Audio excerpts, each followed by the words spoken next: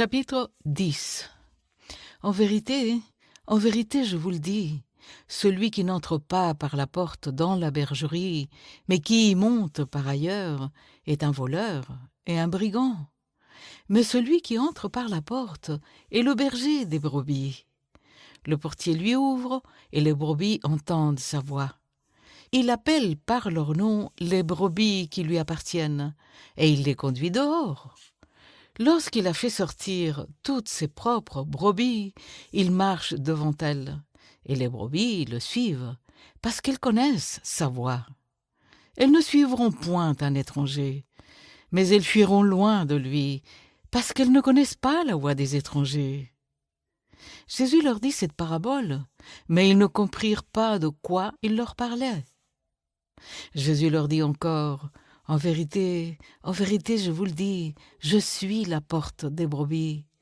Tous ceux qui sont venus avant moi sont des voleurs et des brigands, mais les brebis ne les ont point écoutés. Je suis la porte. Si quelqu'un entre par moi, il sera sauvé. Il entrera et il sortira, et il trouvera des pâturages. Le voleur ne vient que pour dérober, égorger et détruire. Moi, je suis venu afin que les brebis aient la vie, et qu'elle l'ait en abondance. Je suis le bon berger. Le bon berger donne sa vie pour ses brebis. Mais le mercenaire qui n'est pas le berger et à qui n'appartiennent pas les brebis voit venir le loup, abandonne les brebis et prend la fuite. Et le loup les ravit et les disperse. Le mercenaire s'enfuit parce qu'il est mercenaire et qu'il ne se met point en peine des brebis. Je suis le bon berger, je connais mes brebis et elles me connaissent, comme le Père me connaît et comme je connais le Père, et je donne ma vie pour mes brebis. J'ai encore d'autres brebis qui ne sont pas de cette bergerie. Celles-là, il faut aussi que je les amène. Elles entendront ma voix et il y aura un seul troupeau, un seul berger. Le Père m'aime, parce que je donne ma vie afin de la reprendre. Personne ne me l'ôte, mais je la donne de moi-même. J'ai le pouvoir de la donner et j'ai le pouvoir de la reprendre. Tel est l'ordre que j'ai reçu de mon Père. Il y eut de nouveau, à cause de ces paroles, division parmi les Juifs. Plusieurs d'entre eux disaient: il a un démon, il est fou, pourquoi l'écoutez-vous? D'autres disaient: ce ne sont pas les paroles d'un démoniaque. Un démon peut-il ouvrir les yeux des aveugles? On célébrait à Jérusalem la fête de la dédicace.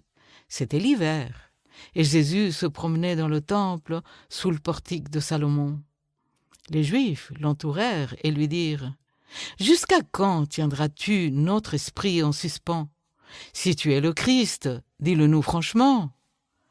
Jésus leur répondit: je vous l'ai dit, et vous ne croyez pas. Les œuvres que je fais au nom de mon Père rendent témoignage de moi. Mais vous ne croyez pas, parce que vous n'êtes pas de mes brebis. Mes brebis entendent ma voix. Je les connais, et elles me suivent. Je leur donne la vie éternelle, et elles ne périront jamais, et personne ne les ravira de ma main. Mon Père, qui me les a donnés, est plus grand que tous, et personne ne peut les ravir de la main de mon Père. Moi et le Père, nous sommes un. Alors les Juifs prirent de nouveau des pierres pour le lapider. Jésus leur dit: je vous ai fait voir plusieurs bonnes œuvres venant de mon Père. Pour laquelle me lapidez-vous? Les Juifs lui répondirent: ce n'est point pour une bonne œuvre que nous te lapidons, mais pour un blasphème, parce que toi, qui es un homme, tu te fais Dieu. Jésus leur répondit: n'est-il pas écrit dans votre loi: j'ai dit, vous êtes des dieux? Si elle a appelé Dieu ceux à qui la parole de Dieu a été adressée, et si l'Écriture ne peut être anéantie, comment pouvez-vous m'accuser de blasphème parce que je dis: je suis le Fils de Dieu? Si je ne fais pas les œuvres de mon Père, ne me croyez pas, mais si je les fais, même si vous ne me croyez point, croyez à ses œuvres, afin que vous sachiez et reconnaissiez que le Père est en moi et que je suis dans le Père. » Là-dessus, ils cherchaient encore à le saisir, mais il échappa de leurs mains. Jésus s'en alla de nouveau au-delà du Jourdain, dans le lieu où Jean avait d'abord baptisé, et il y demeura.